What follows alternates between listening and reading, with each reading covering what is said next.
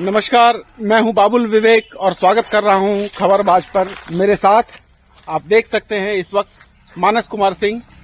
आप में से बहुत सारे हमारे जो दर्शक हैं, हमारे जो मित्र हैं, वो पहले भी मिले होंगे मानस से। हमने शिक्षकों पर एक वीडियो बनाया था, तो उसमें मानस को हमने बुलाया था और काफी अच्छी जानकारी इन्होंने साझा की थी। तो मानस, स्वागत है खबरबाज पर। धन्यवाद भैया, एक बार फिर से आपके चैनल पर आने का मौका मिला और सारे लोगों से जुड़ने का मौका मिला। साथ ही इस वीडियो को जितने भी मेरे भाई और जानने वाले देख रहे हैं, उन सबों को मेरा प्रणाम, क्योंकि बहुत दिन के बाद मिले हैं। तो उम्मीद करते हैं ये प्यार और जो भरोसा है आप सबों का बना रहे। हम अलग अलग विषय पर पहले भी हमने बात की है, बहुत सारे विषयों पर। और अभी आप सबसे पहले तो मैं जिस जगह से यह कर रहा हूँ, आज आपको दो परिवर्तन नजर आ रहा होगा। एक तो मैं आपसे बातचीत कर रहा हूँ, लेकिन स्टूडियो से बाहर हूँ, स्टूडियो के अंदर से बातचीत नहीं कर रहा।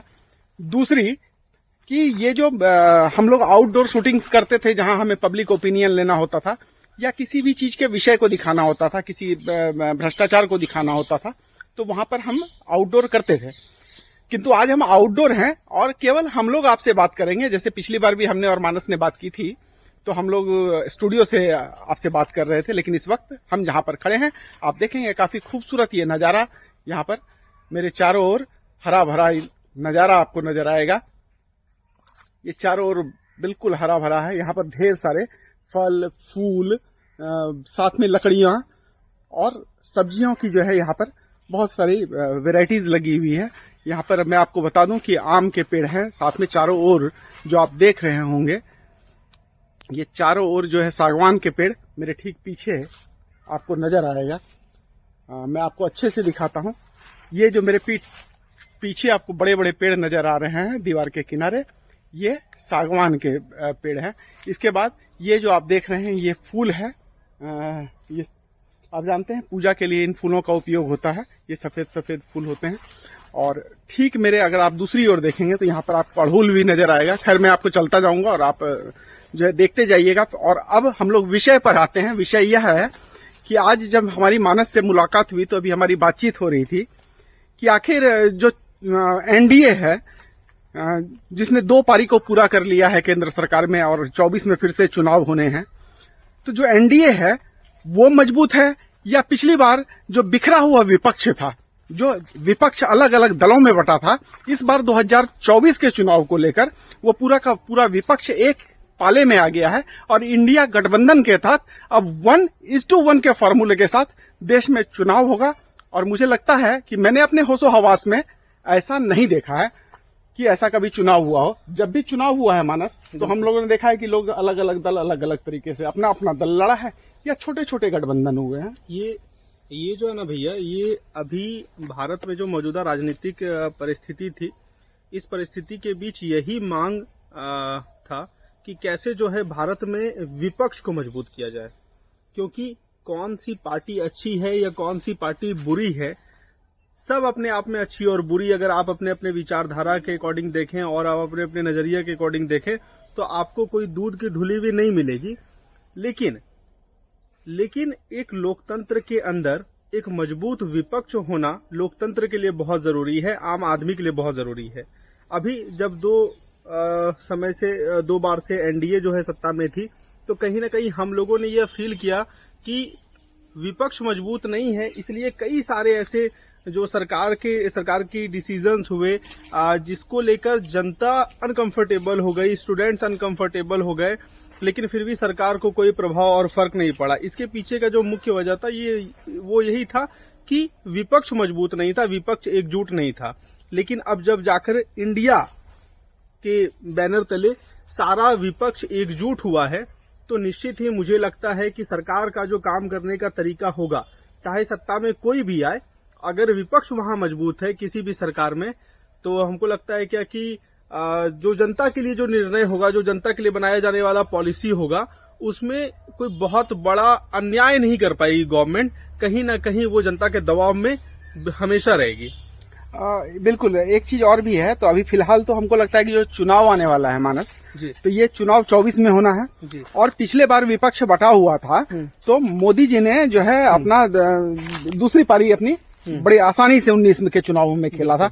14 के चुनावों से ज्यादा मजबूत 19 के चुनावों में हुए थे। तो अब बड़ा सवाल ये है, तुमको क्या लगता है कि जो 24 का चुनाव है, 24 के चुनाव में एनडीए और ज्यादा मजबूत होगा या विपक्ष मजबूत होगा, और सत्ता में आएगा तो आखिर कौन आएगा, किसकी संभावना दिखती है? वैसे तो भविष्यवाणी कुछ भी नहीं किया जा सकता। हाँ बिल्कुल, राजनीति तो परिस्थितियों का खेल है कि उस वक्त जो है गेंद किसके पाले में कौन ला पाता है।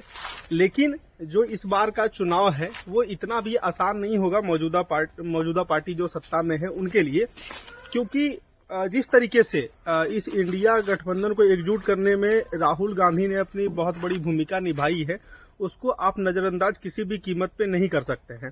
क्योंकि अगर आप साउथ चले जाइए, अगर आप बिहार, अगर एक तरफ साउथ चले जाइए और दूसरी तरफ आप बिहार जैसे राज्य में आ जाइए, तो आपको ये देखने मिलेगा कि सरकार जो है और विपक्ष जो है उसमें जबरदस्त टक्कर है।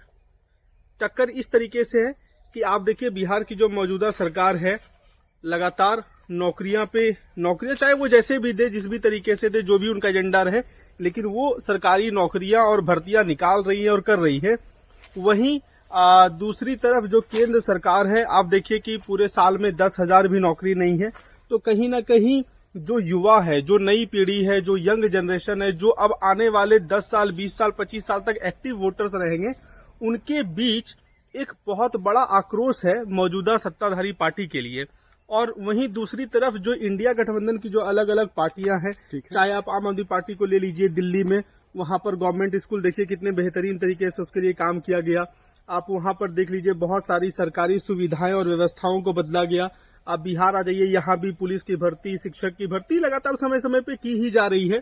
अभी नीतीश कुमार जी ने कहा है कि चिकित्सकों की भी भर्ती निकालेंगे, चिकित्सकों की भी भर्ती निकालेंगे। तो देखिए ये सारे विपक्ष की पार्टियों को ये बात समझ में आ गया है कि जो आने वाला यंग जनरेशन है, जो आने वाला जो वोटर है अगले 20 साल 25 साल तक जो एक्टिव रूप में वोट करेंगे, उनके लिए अभी समय पर क्या मांग है, तो उस पर जो है ये सारी पार्टियां अच्छे से काम कर रही हैं, नो डाउट।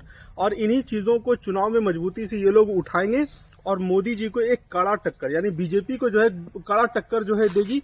और इतनी आसानी से तो इस बार प्रधानमंत्री मोदी जी दोबारा प्रधानमंत्री बनने नहीं जा रहे हैं, अगर अंबानी और अडानी का पिटारा इनको अच्छे से ना मिले तो। नहीं, हमको जो लगता है, जो परिस्थितियां इंडिया गठबंधन के बाद बनी हैं, हाँ। तो विपक्षी वोट देखा जाए तो अगर विपक्षी वोट का ध्रुवीकरण है, जिस तरह पिछले चुनाव को भी 19 के चुनाव को हम देखें, तो अगर विपक्षी वोट का ध्रुवीकरण गठबंधन के हिसाब से हो जाता है, जिस प्रकार से दल एक हुए हैं, अगर वोट भी उनका मिलकर एक हो जाता है, तो फिर तो एनडीए ऐसी परिस्थिति में मुश्किल दिखती है। एनडीए का मुश्किल है कंप्लीटली एनडीए बहुत बुरे स्थिति में है।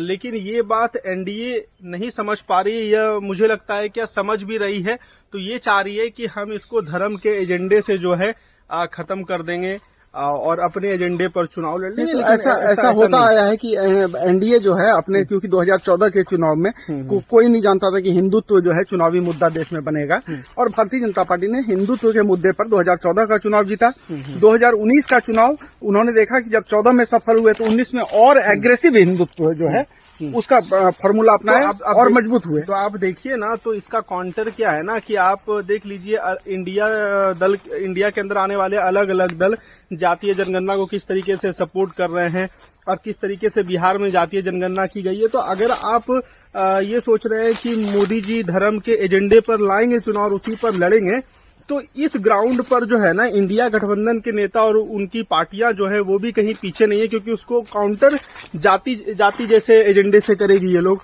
साथ ही इसके साथ सिर्फ ये लोग जाति से ही धर्म के एजेंडे को काउंटर नहीं करेगी, बल्कि इसके जाति के एजेंडे को सपोर्ट करने के लिए रोजगार का एजेंडा भी ये प्रूफ के साथ चुनाव में अलग अलग मन से ये लोग रखेंगे। ये लोग भर्तियां गिनाएंगे और तब उस वक्त बीजेपी के पास कुछ भी कहने के लिए नहीं होगा, क्योंकि इन्होंने 10,000 नौकरियों का भी सृजन नहीं किया है सरकारी विभागों में। तो धर्म के एजेंडे को इंडिया वाले काउंटर कर देंगे जाति से, साथ में नौकरियां गिना देंगे। और खास करके इतना भ्रष्टाचार का मामला है एनडीए गठबंधन का कि ये लोग उसको भी उठाने से कहीं पीछे नहीं छूटेंगे। मतलब विपक्ष जो है उसका भी मनोबल बढ़ा हुआ है और उनका भी स्ट्रेटजी जो है वो कमजोर नहीं दिख रहा है, कहीं से कमजोर नहीं दिख रहा है। इंडिया गठबंधन बनने के बाद जिस प्रकार से एक तो नाम को लेकर जिस तरह से उन्होंने इंडिया नाम रखा और जिस प्रकार से भारतीय जनता पार्टी के द्वारा और भारतीय जनता पार्टी के जो समर्थक हैं उनके द्वारा इंडिया गठबंधन को नकारने की कोशिश की गई और खुद ही अपने जाल में वो फंसते भी नजर आए कि इंडिया को वो नकार रहे हैं। और तो इन मामलों में हमको विपक्ष कई एक जगह पे ऐसा लगा कि जो भारतीय जनता पार्टी जो एग्रेसिव पॉलिटिक्स करती है तो विपक्ष हमको कई एक मामले में भारतीय जनता पार्टी पे भारी नजर आई। डेफिनेटली भारी है, भारी नजर आई। तो ये एक चीज तो ये लगता है कि इनका कॉन्फिडेंस का लेवल हाई है। दूसरी बात क्या है कि बहुत सारे नेता थे जिनके अंदर अलग अलग तरह का जो है खूबी है। जैसे नीतीश कुमार जी हैं, तो नीतीश कुमार जी बड़े महीन टाइप के नेता, अगर हम बिहार में हम बोले तो उनके लिए शुद्ध जो शब्द इस्तेमाल होगा वो महीन इस्तेमाल होता है।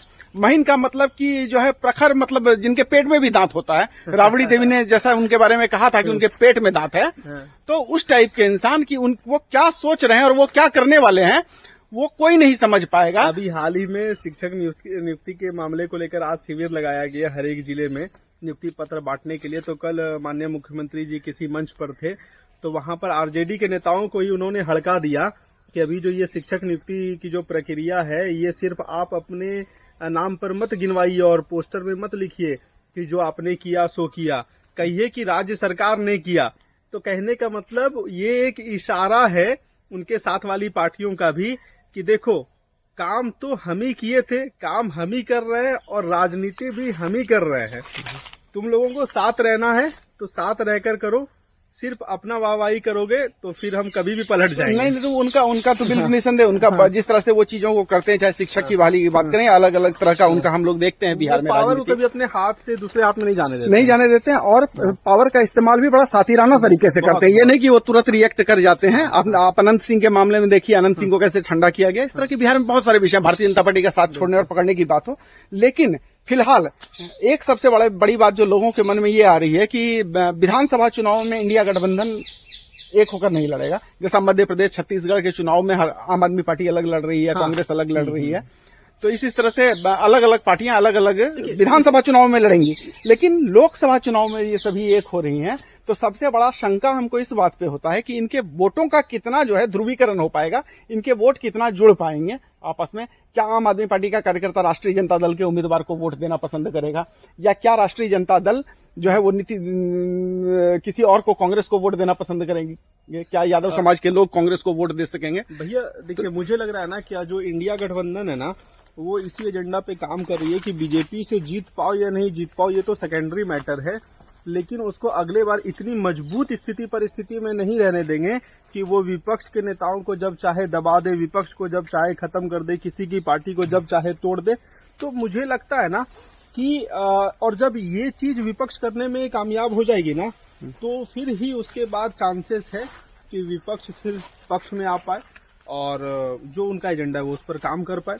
मुझे लगता है कि अभी विपक्ष जो है ना ये सत्ता को जो है कमजोर करने के एजेंडे पर पूरी मजबूती से बिल्कुल, मतलब जो अभी आसान चुनाव नहीं होगा। हाँ, मतलब जिस तरह से विपक्ष के नेताओं के ऊपर ईडी, सीबीआई इत्यादि का इस्तेमाल हो रहा है, जिस प्रकार से विपक्ष के नेताओं पर दबाव बनाया जा रहा है, जो भी सरकार का विरोध करता है, चाहे वो पत्रकार हो, चाहे वो खिलाड़ी हो, चाहे वो उद्योगपति हो, चाहे वो नेता हो, हर किसी के ऊपर सरकार जो है सख्ती से पेश आती है और संवैधानिक संस्थाओं का दुरुपयोग करके संवैधानिक संकट खड़ा किया जा रहा है, ऐसा विपक्ष का कहना है।